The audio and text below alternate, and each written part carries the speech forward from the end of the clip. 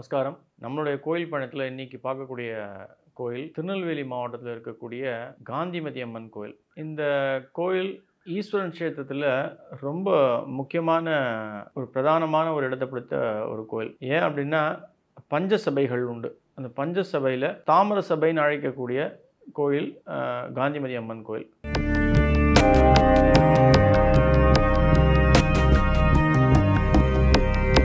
ரகசிய உண்மை நேயர்கள் அனைவருக்கும் என்னுடைய அன்பான வணக்கங்கள், வாழ்த்துக்கள். அடியார்கள் வாழ, ரங்கன் நகர் வாழ, ஸ்ரகோப்பந்தன் தமிழ்நூல் வாழ, கடல் சூழ்ந்த மண்ணுலகம் வாழ, மனவாள மாமுனியே இன்னும் ஒரு நூற்றாண்டு வாழியே.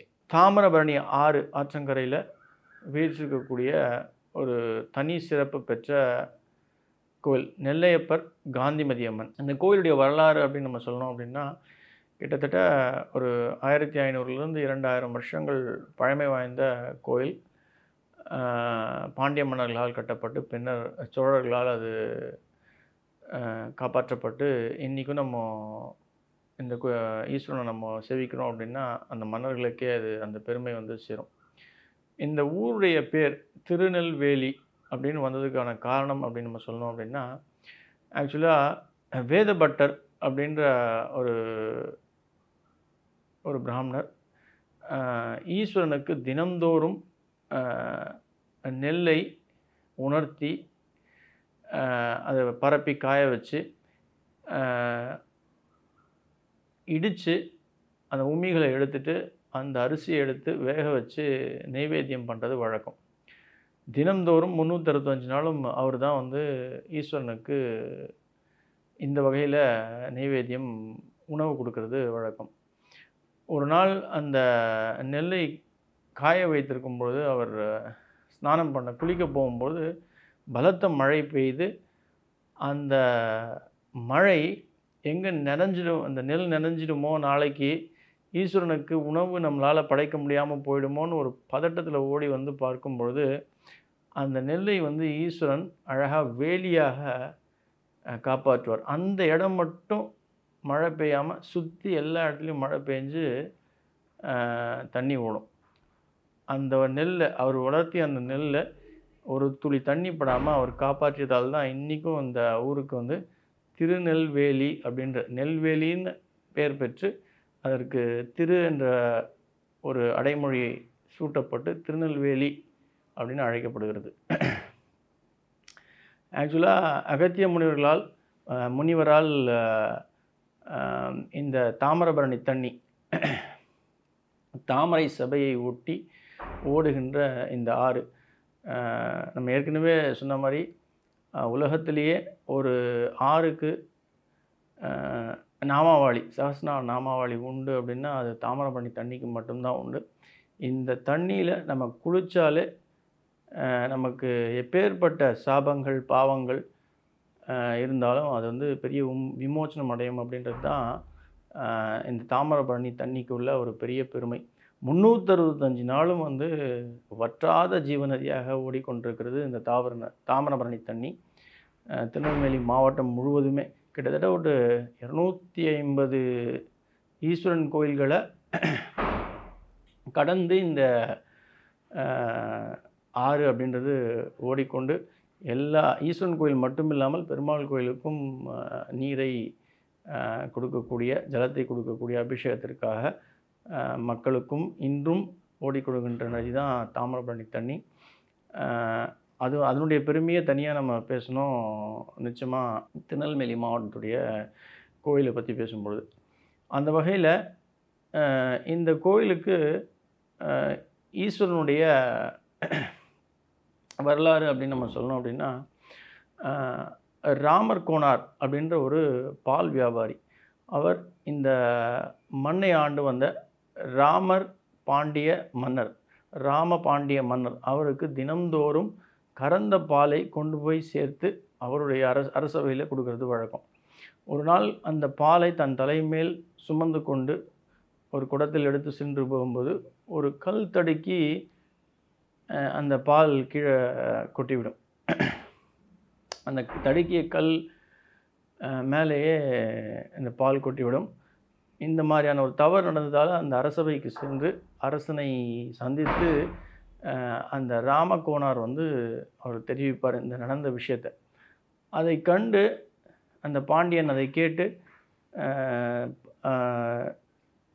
அந்த கொட்டிய பாலை தவறுதலாக நினைக்காமல் ஒரு நாள் நடந்த தவறு அப்படின்றதுக்காக அவர் எந்த ஒரு சொல்லையும் சொல்லாமல் அனுப்பிவிடுவார். ஆனால் இது தொடர்ந்து 4-5 நாட்கள் இந்த சம்பவம் அதே கல் தடுக்கி அந்த கல்லிலேயே அவர் எடுத்து சென்ற அந்த பால் வந்து கொட்டிவிடும்.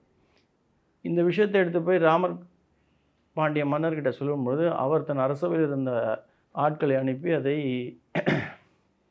விசாரிக்க சொல்வார்.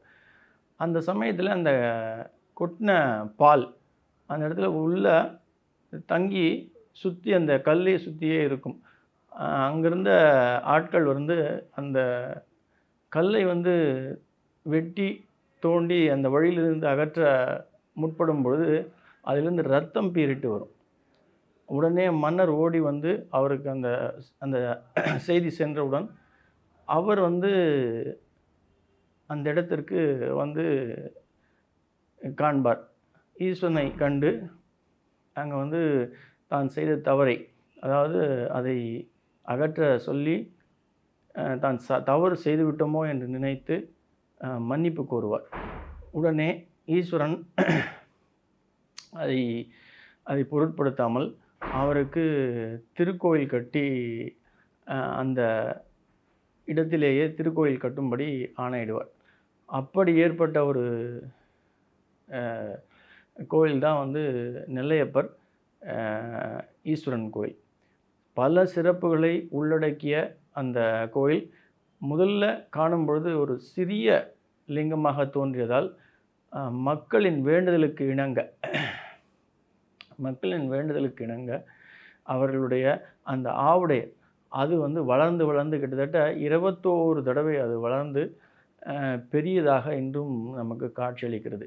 இந்த இடமே வந்து ஒரு மூங்கில் வனமாக இருந்தது. அதனால்தான் இதுக்கு வந்து வேலுவனநாதர் அப்படின்னு அவருக்கு வந்து ஒரு இயற்பெயர் உண்டு. அது மட்டும் இல்லாமல் வேண்டி வளர்ந்த நாதர் அப்படின்னும். இது ஏன் அப்படின்னா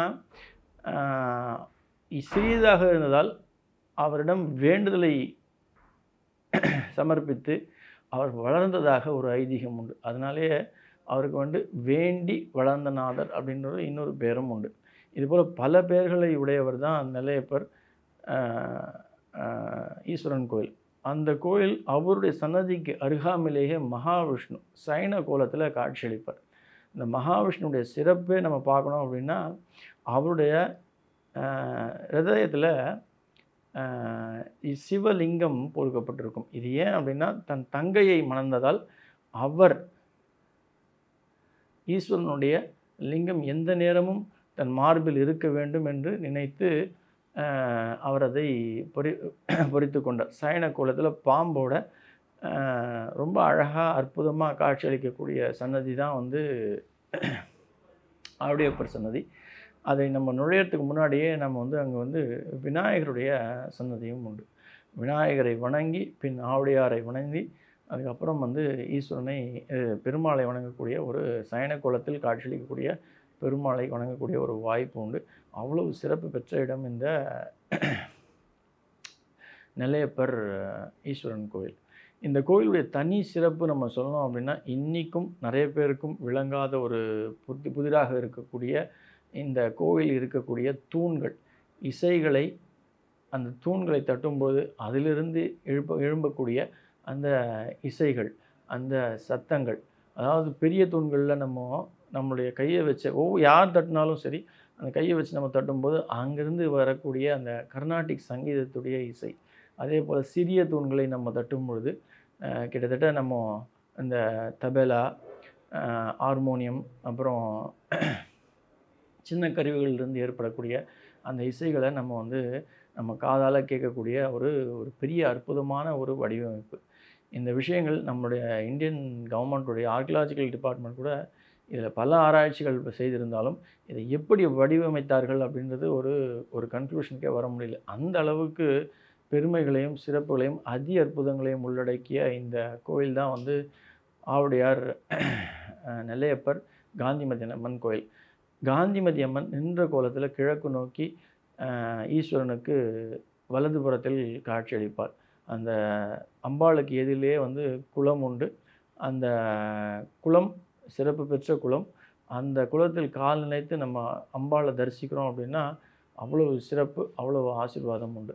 அதே போல் இந்த கோவில் அம்பாளை நம்ம தரிசிக்கணும் அப்படின்னா தை மாதத்தில் வரக்கூடிய வெள்ளிக்கிழமைகளில் நம்ம போய் தரிசிக்கும்போது மிகப்பெரிய ஏற்றமும் முன்னேற்றமும் வாழ்க்கையில் நம்மளால் காண முடியும். காந்திமதி அம்மன் அப்படின்னு நம்ம சொல்லிட்டாங்க. காந்தி அப்படின்றது வந்து நம்மளுக்கு ஆனந்தமும் மதி, அறிவு, ஆனந்தமும் மதியும் சேர்ந்து கொடுக்கக்கூடியவள் தான் காந்திமதி அம்மன்.